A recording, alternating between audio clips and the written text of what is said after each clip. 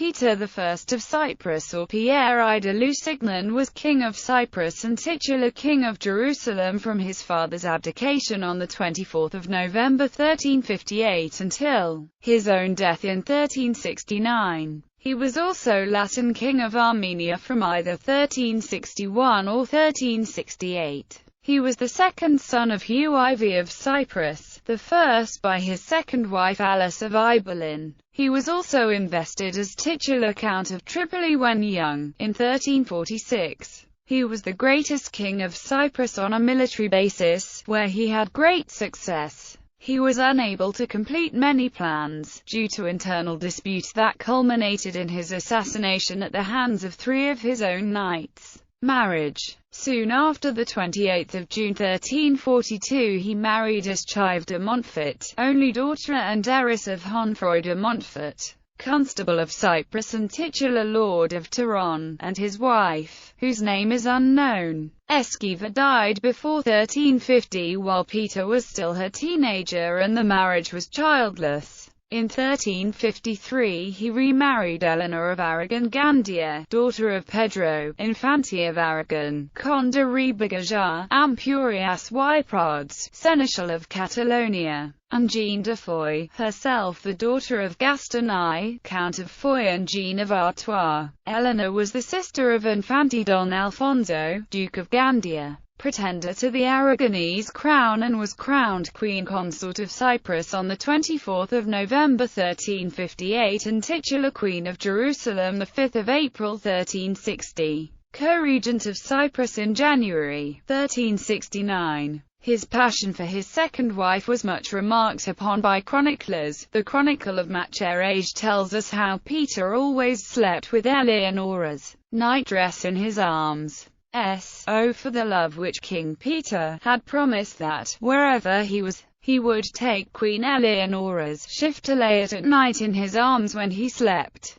And he made his chamberlain always bring with him the Queen's shift, and had him put it in his bed. He had 3 children from his second marriage to Eleonora. Peter II of Lusignan succeeded him as king of Cyprus and Jerusalem. Margaret or Mary of Lusignan, once engaged to Carlo Visconti and married in 1385 to her cousin Jacques de Lusignan, titular Count of Tripoli, grandson of John of Lusignan and wife Alix d'Ibelin, and had issue. Eschyve of Lusignan died young. As Peter II of Cyprus remained heirless, the crown of Cyprus was passed to his uncle James I of Cyprus, son of Iv of Cyprus and Alix of Ibelin. Early life and crowning. Hugh's heir apparent was his firstborn son, Guy, who had married Maria Bourbon. Guy died before his father, however, and though his son, also named Hugh, demanded the throne, Peter was crowned king of Cyprus by Guy of Ibelin, bishop of Limassol in the Cathedral of Santa Sophia, Nicosia on 24 November 1359. In 1349 he travelled secretly to Europe with his brother John. This upset their father, who sent ships to find his sons and bring them back.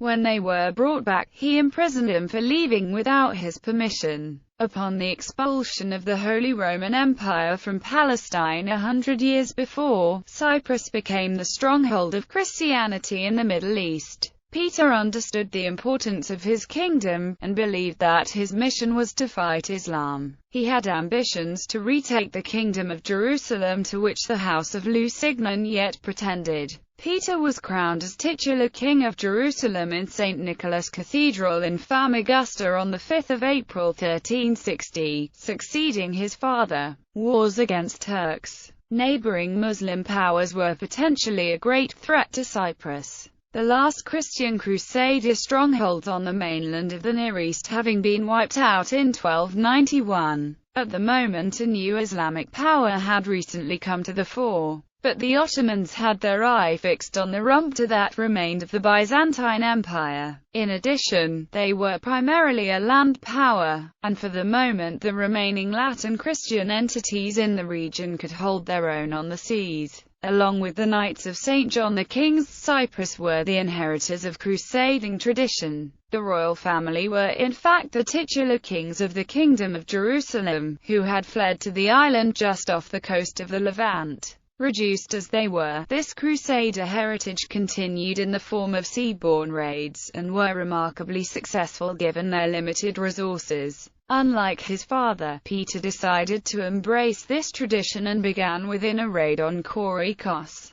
a fortified harbour in the Armenian Kingdom of Cilicia. His primary focus of activity was along the coast of Asia Minor, since the Christian Armenians in Cilicia had strong relations with the Kingdom of Cyprus via marriage ties. In January 1360, the residents of Korikos sent their representatives to Cyprus to ask for protection, since their city was threatened by the Turks. Peter sent some of his men led by the knight Roberto de Lusignan. The Turks were unable to break the Cypriot siege of Korikos. The siege of Korikos was seen as a threat by Muslim leaders of Asia Minor, and they allied against Peter, planning to attack him on his home island. They attacked Cyprus with many ships, but Peter obtained aid from the Knights of St. John from Rhodes. Other help came from the Pope and even from pirates. In July 1361, Peter mastered a fleet of 120 ships.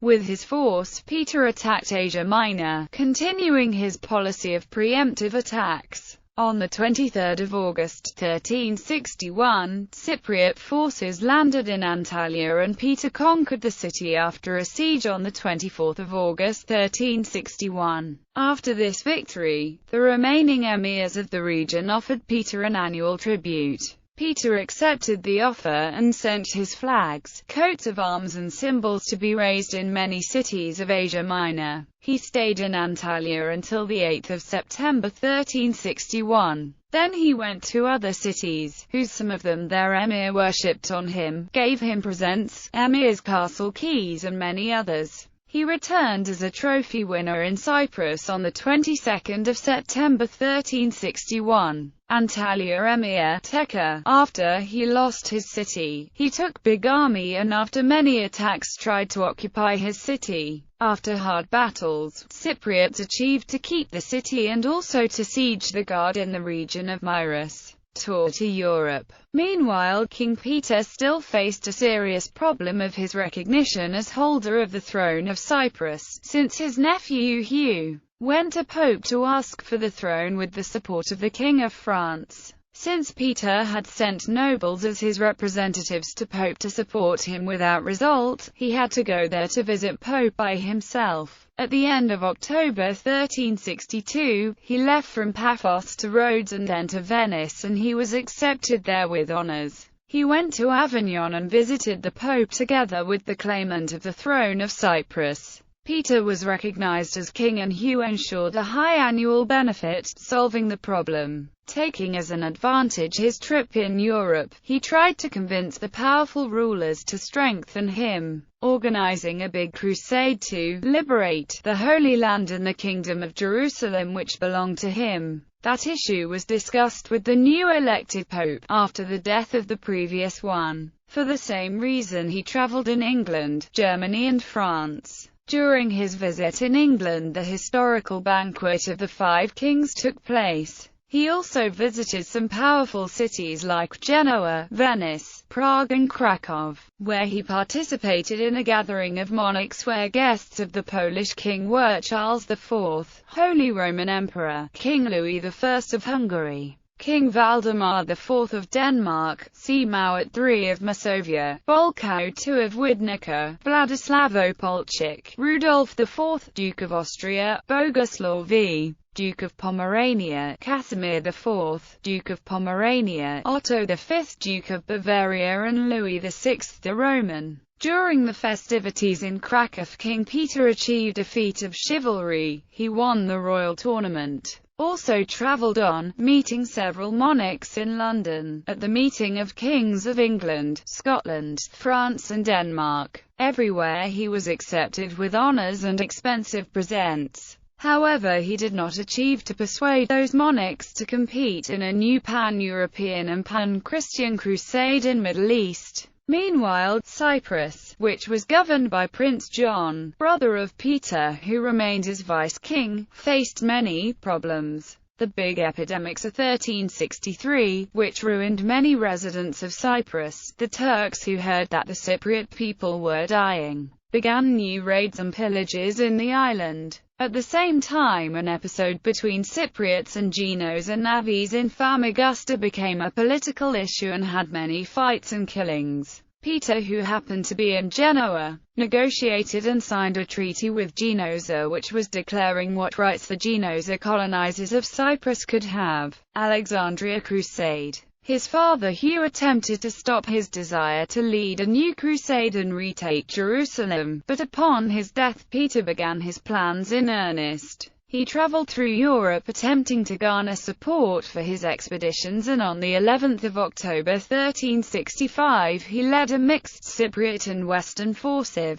crusaders, to sack Alexandria. However, the European knights refused to follow him to attack Cairo, and he was obliged to return to Cyprus. The only permanent result of his expedition being the enmity of the Sultan of Egypt. Reprisals followed against Christian merchants in Syria and Egypt, and Pope Urban V advised Peter to make peace with the Sultan after unsuccessfully attempting to raise support among the European monarchs. Attacks to Lebanon and Syria. Peter continued his crusade, this time aiming to attack Beirut. However, his military operations ended after intervention of the Venetians, willing to offer Peter high compensations for his military preparations. In order to not attack against Damascus, he crusaded and raided Tripoli in January 1366, before the terms of service of his European reinforcements could expire. He attempted to again raise a force in Europe in 1368, but was unsuccessful. Urban V again counselled peace, and Peter was compelled to join the Pope and the Venetians in making a peace treaty with Egypt. The commerce with Middle East benefited Cyprus a lot, and because of Peter, Famagusta was one of the richest cities in the Mediterranean during his time. Also, some befriended financiers of Peter were rich tradesmen from Famagusta, who could influence him. But the Sultan could not tolerate any more his insult by the capture of Alexandria and could not accept a friendly arrangement with Peter. So the attack against Tripoli was a clear message to the Sultan: either he signed peace and could begin again the trade, or to suffer continued attacks. The Sultan wanted to create a movement of distraction, so he strengthened the emirs of Asia Minor and assembled an army to attack Corycos. Peter reinforced the garrison in Corycos with fresh troops, and they repulsed the Turkish attack. In May 1367, the garrison in Antalya revolted because the delayed payment of their wages. Peter immediately sailed there and imposed the order, decapitating the ringleaders of the revolt. After all of this, it was finally agreed peace with the Sultan of Cairo, which didn't become possible to be signed. So in 1367 there were other attacks to the Syrian coasts, capture and pillage again of Tripoli and other cities across the Syrian coast. As Leontios Makheraj writes, the reason that Peter could not keep Tripoli was because the city did not have walls. Among the other pillaged cities by Cypriots was Latakia, so the peace with Sultan seemed difficult. Finances. For all of his trips around Europe and of the wars, he needed a lot of money. Despite the high state income, he needed to gain even more money, thus he gave to Cypriot serfs the right to buy their freedoms. By this rule, many Cypriots were benefited. Another source of income were his raids on the Islamic Levante. His death. While in Rome, he received an appeal from the barons of Armenia, nominating him as king and imploring him to deliver the country. He returned to Cyprus, but was rapidly plunged into domestic troubles. Queen Eleanor had been unfaithful during his long absences in Europe, and he retaliated by tyrannizing her favorite nobles, alienating even his brothers. On the 17th of January 1369 he was assassinated by 3 of his own knights, in his own bed at the palace of La Calva, Nicosia. Despite the harshness that brought a premature end to his life, His knight-errantry and crusading zeal led him to be regarded as the epitome of chivalry. He founded the chivalric Order of the Sword in 1347, which was dedicated to the recovery of Jerusalem. He was buried in the Church of St. Dominic's of Nicosia, the traditional burial place of the kings of Cyprus. He was succeeded by his son Pierre II le Gros de Lusignan.